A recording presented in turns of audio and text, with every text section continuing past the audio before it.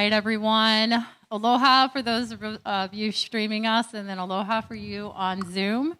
We'll just take this time right now to just center into the sacred space, into this meeting of spirit. And so we just thank God for this board of trustees that just works so selflessly to continuing on going to the mission or fulfilling this community's mission. We give thanks to all the leadership, all the volunteers, all of its members, all of its congregants.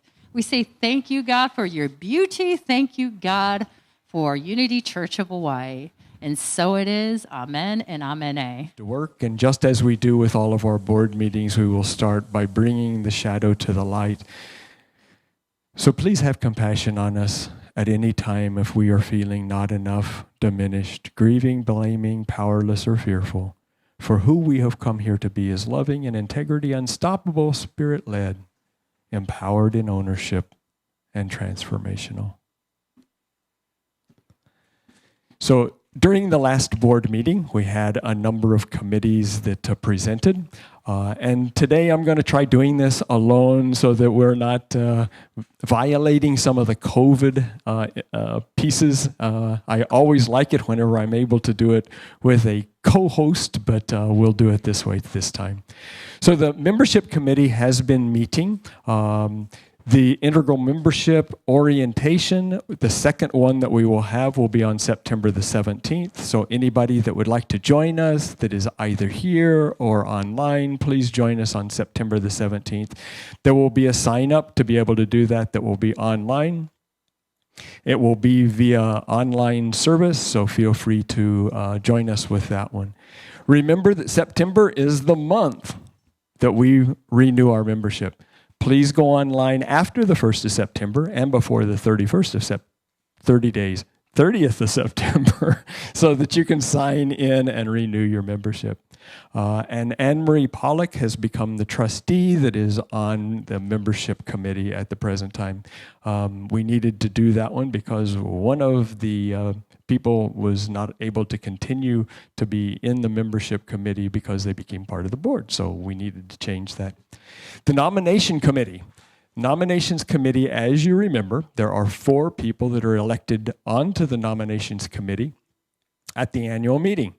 Those 4 people were Rosie Kaiser, Mary Paulson, Juliet Carlson, and Michael Hamnet. My apologies. I had those in my head and I just couldn't pull them up quite as quickly. Mary has become on the board, so she can no longer be a candidate or a person from the congregation. And so she's now that she's on the board made her the committee trustee. Rosie is still on, and Michael Hamnet and Juliet are in the process of deciding whether they still can be alternates moving into a full-time position or if they feel that they don't have the time to do that. But Mary will be, based on the bylaws, what we need to do is Mary needs to now call a meeting of the nomination committee so that we are in compliance with the bylaws, and she is in the process or has done that. And they will find what happens now is generally what would happen with an alternate, the first alternate would become on the board, on the nominating committee, and then if that person isn't able to do, the second alternate comes in, and with the 2 alternates not sure that they can do, what may end up happening, what does happen by the bylaws is you have to have a meeting, and then the committee selects people to be on the nominating committee. I know that's complicated, and I know that that's probably something you didn't want to really hear, but we're following the bylaws and we're making sure that we're doing it appropriately. If there are those of you either online or the people that are here in-house that want to be on the nominating committee, please let Mary know. But I think that they are pretty much getting people that they can find to be able to do that. Sacred safety. As you know, the numbers of COVID cases are increasing, and we at this church are following the mandates of the state as closely as we can. We are both wearing masks and, like now with me not wearing a mask, we're making sure that we keep our 6 foot social distancing.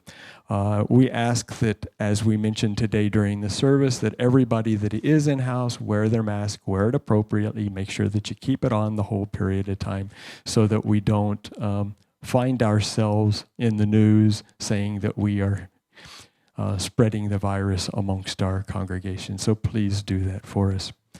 The Space Steering Committee is continuing to meet. Space Steering Committee, as you know, the preschool is desirous of being able to use all of the education building. And the congregation and the board and different people are trying to look at, is that a possibility?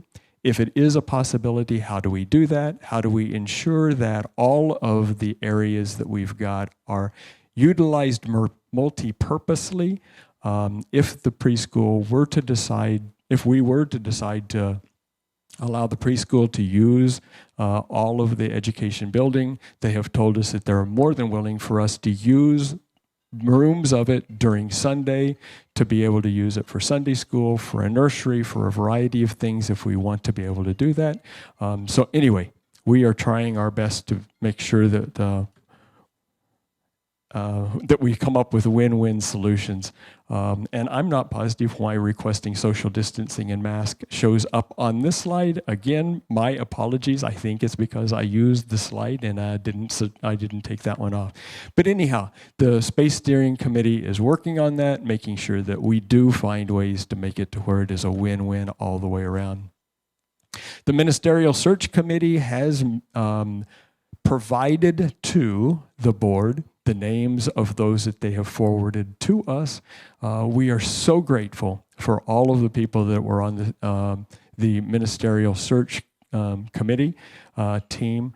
They have done a marvelous job making sure that they have vetted all of the people that have submitted applications. We are in the process now on the board of looking at the candidates that they forwarded to us to see which ones are the best of the best so that we can then present those to the congregation and let you guys see.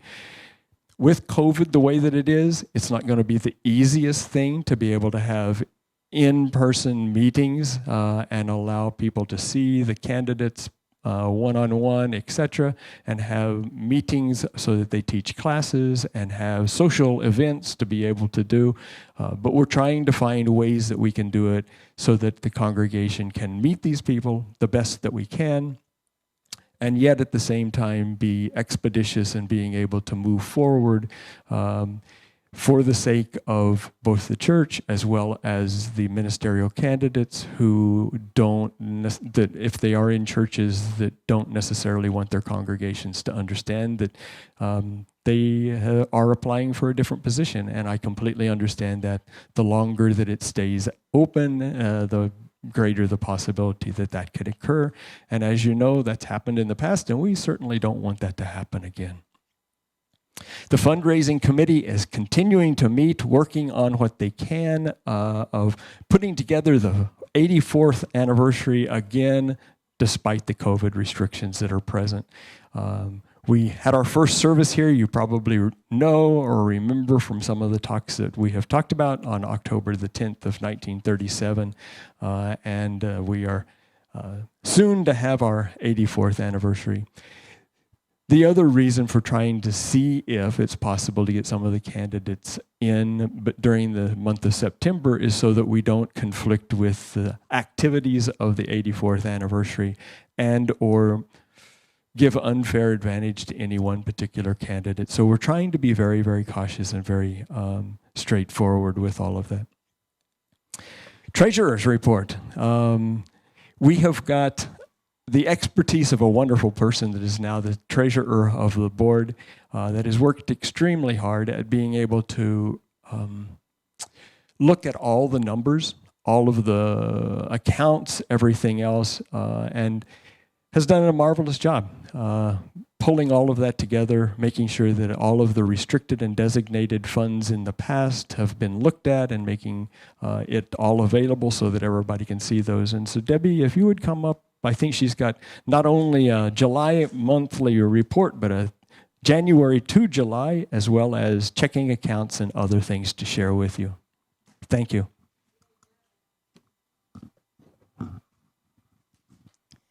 Good morning. Can you hear good? Do I need to take it off? Is it?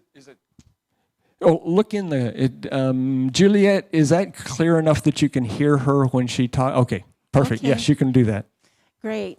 So what we'll start out with is our profit and loss statement so that we can look at the donations for the month of July, which we received $9,196.79.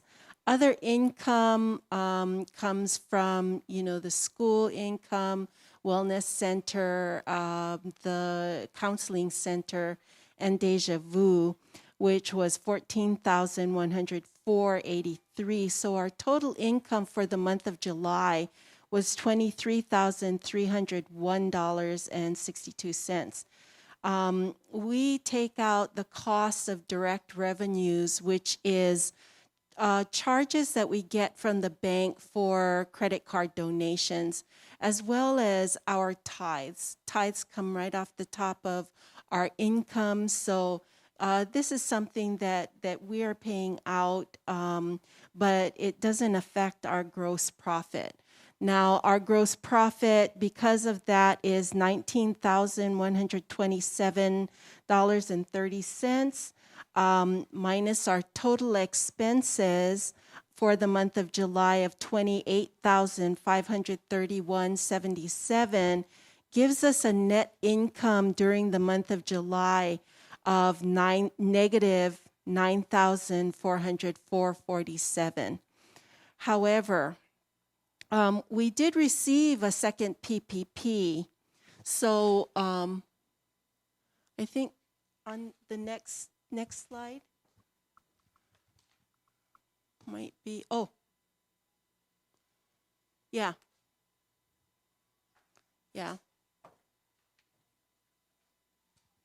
Okay, so the cumulative from January to July gives us a net total income of a negative $3,000 instead of $9,000. So we're under right now by $3,076.54.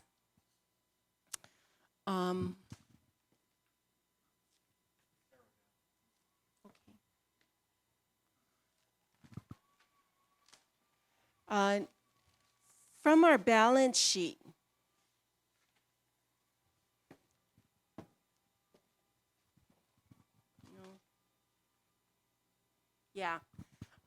looking at our balance sheet, I'm going to take something that's very relevant to all of us.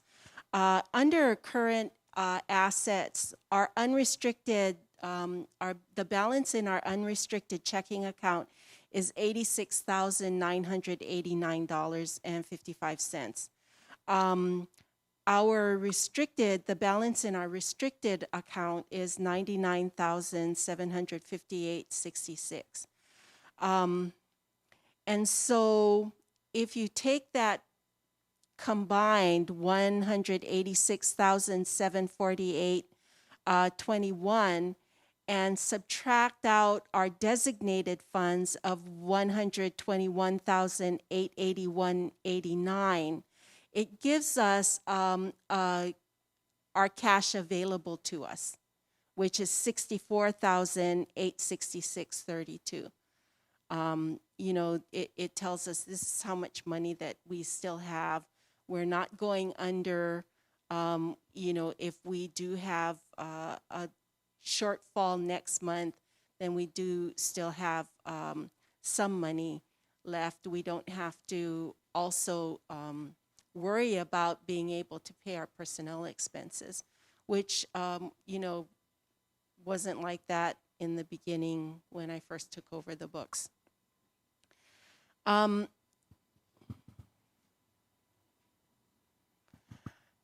other thing I wanted to go over in the balance sheet is the anniversary fundraising. Did that go down for you? Yeah, I got it. Yeah. Okay, so we've indicated, we've put the designated funds right on our balance sheet. So you can see all of those earmarked funds that we're holding for specific reasons, for the music fund, for audiovisual equipment. And so I'd like to look at the anniversary fundraiser for now. On the right-hand side of this sheet, our goals for fundraiser for last year was a total of $124,000 to $134,000. We were looking at paying for electrical wiring, the bathroom payoff, sprinklers and tree trimming, the minister search, and to make up if our donations fall $25,000 under budget. So what we are able to see on the balance sheet is that we collected a total of $109,748.70 last year. Thank you. I have to say thank you so much for your generosity. The bathroom restoration was $14,890.40. Electrical wiring or rewiring currently is $952.88.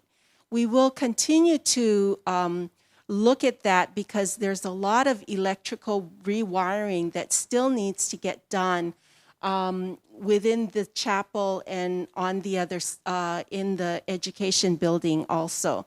So I believe that we will actually come very close to the projections that were in the fundraising goals. Sprinklers and landscape for $1,444.44.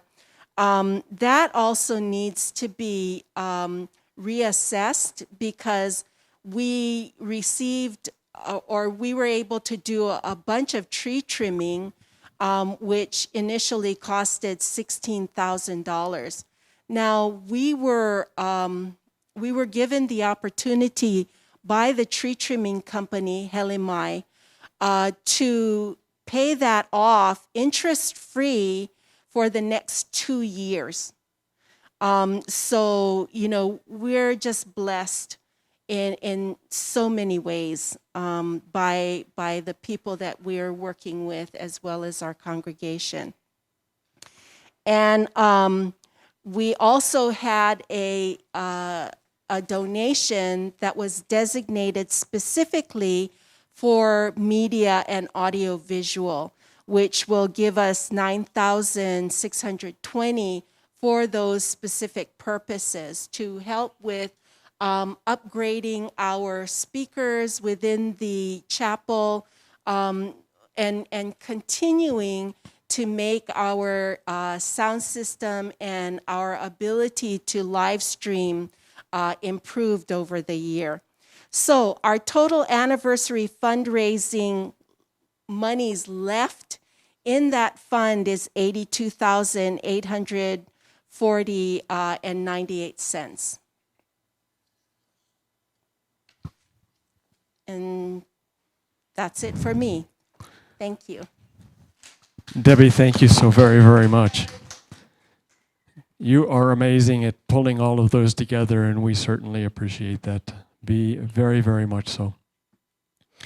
So that then takes us to being able to chat. And if there are people that want to ask questions, either here in the sanctuary or if there are people online, I'm hopeful that we have got this set up now to where we can hear people that are online wanting to Zoom in and talk. Hopeful that we're able to hear you as well. So if there is somebody online that wants to raise a hand that is got a question, please raise a hand and we'll see if we can open it up so that you can hear us. Any questions that people in the house have as well, please let us know. Well, Debbie has talked a little bit about some of the finances pieces, and you've already heard some of those. And you talked a little bit about the rewiring. As you know, back here in the green room, we have an electrical box that is back there that is antiquated, and we've been informed is a possible fire hazard. And so that one needs to be taken care of as quickly as possible. We got people coming. I think it's on Monday. I have to remember, but Wednesday. Yeah, on Wednesday. Thank you so much, Johanna. Coming to look at that, to make sure of what it is that we're doing, and then the cottage area, more than the education building, but the cottage area.